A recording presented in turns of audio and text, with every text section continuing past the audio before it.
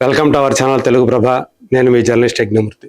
ఒక కథానాయకుడు ఒక దర్శకుడు మధ్య గనక మంచి రిలేషన్షిప్ ఏర్పడితే, వాళ్ళ మధ్య మంచి అండర్స్టాండింగ్ గనక ఉంటే, ఇద్దరి మైండ్లు గనక సింక్ అయితే ఎలా ఉంటుంది రిజల్ట్ అనడానికి ఒక చక్కని ఉదాహరణ మనశంకర వరప్రసాద్ గారు. చిరంజీవి మామూలుగా ఆయన ఒక బీభత్సమైనటువంటి ఫైట్లు చేస్తుంటే చూడాలని చెప్పేసి అభిమానులందరూ కూడా కోరుకుంటూ ఉంటారు. అంటే ఆయన అంతసేపు యాక్షన్ మోడ్లో ఉండాలనేది వాళ్ళ కోరిక. కానీ ఫ్యామిలీ ఆడియన్స్ మాత్రం ఆయనలో ఆ ఫ్యామిలీ మ్యాన్ని చూడటానికి ఇష్టపడతారు. ఆయనలో ఉన్నటువంటి ఆ కామిక్ టైమింగ్ని చూడటానికి ఇష్టపడతారు.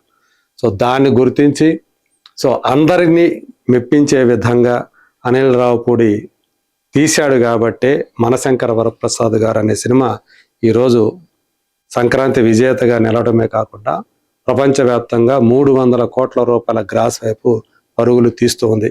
ఒక రీజనల్ సినిమా సంబంధించి సింగిల్ లాంగ్వేజ్లో, హిందీ పక్కన పెడితే ఒక సింగిల్ లాంగ్వేజ్లో రిలీజ్ అయినటువంటి రీజనల్ సినిమా హయ్యెస్ట్ కలెక్షన్ సాధించినటువంటి సినిమాగా ఇప్పుడు మనశంకర వరప్రసాద్ గారు నిలిచిందని చెప్పేసి చెప్తున్నారు. సో అందు గురించి ఈ సందర్భంగా ప్రేమతోటి ఆప్యాయతతోటి ఇంతటి పెద్ద విజయాన్ని తనకి ఇచ్చినందుకు కృతజ్ఞతగా అనుకోండి అనిల్ రావుపూడికి ఒక చిరు కానుక అందజేశారు చిరంజీవి. సో ఆయన్ని తన ఇంటికి పిలిపించుకొని ఆ కానుక అందజేశారు. అదేంటో ఒక్కసారి చూద్దాం, ఇక చూడొచ్చు. సో తనని ఆప్యాయంగా దగ్గరకు తీసుకొని ఏదో ఒక బాక్స్ని ఆయన చేతిలోకి పెట్టారు. అది వెనక ఒక కారు కనిపిస్తూ ఉంది. సో ఈ కారే మనకి ఇప్పుడు అందజేసినటువంటి చిరు కానుక.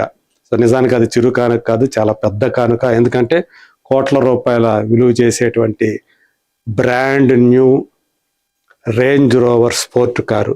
సో అలాంటి ఖరీదైనటువంటి కార్ని, ఇది కనీసం 2 కోట్ల రూపాయల వరకు ఉంటుంది, ఇంకా ఎక్కువే ఉండే అవకాశాలు కూడా ఉన్నాయని చెప్పేసి తెలుస్తుంది. ఇలాంటి కారుని ఆయన అందజేశారు. సో ఇది ఆ కారు. సో దీనికి సంబంధించి కూడా ఒక వీడియో ఉంది. ఆ వీడియోని కూడా మీకు ప్రజెంట్ చేస్తాను. ఇక్కడ మనం చూసుకోవచ్చు, ఇది ఆ కారు, చిరంజీవి ప్రజెంట్ చేసినటువంటి కారు. సో ఆయన తన ఇంట్లో నుంచి బయటకు తీసుకొచ్చి సో అలా దాన్ని ఓపెన్ చేసి, మొత్తం క్లాత్ని ఓపెన్ చేసి మరి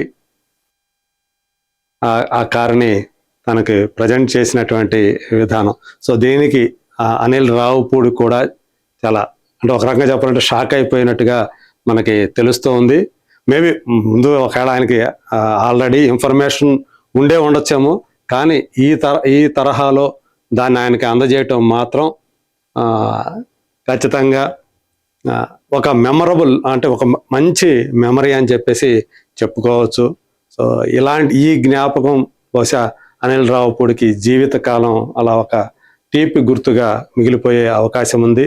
సో అంటే ఇలాంటి జెస్చర్స్ ఏవైతే ఉన్నాయో, అంటే తమకి ఒక విజయాన్ని అందించినటువంటి ఒక దర్శకుడికి లేదా టెక్నీషియన్స్కి లేదా ఇంకెవరికైనా సరే ఆ యూనిట్లో ఉన్న వాళ్ళకి ఇలాంటి కానుకలు గనక వచ్చినప్పుడు వాళ్ళు పొందేటువంటి అనుభూతి అనిర్వచనీయం అని చెప్పేసి చెప్పుకోవచ్చు. సో ఈ సినిమా తర్వాత మళ్ళీ అనిల్ రావుపూడి తోటి ఇంకొక సినిమా వెంటనే చేసేయాలని చెప్పేసి అనిపించింది.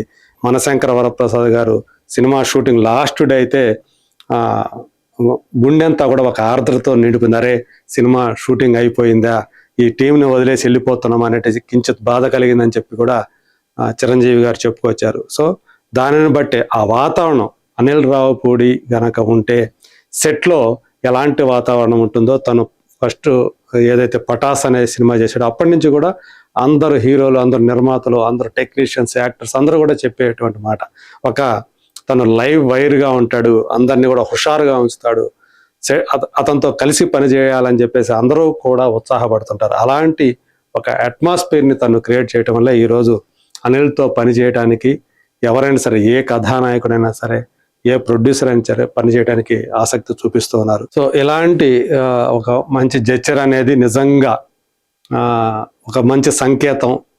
ఎవరికైనా సరే మళ్ళీ ఆప్యాయత మళ్ళీ మళ్ళీ మళ్ళీ పనిచేయాలని చెప్పేసి అనిపిస్తూ ఉంటుంది.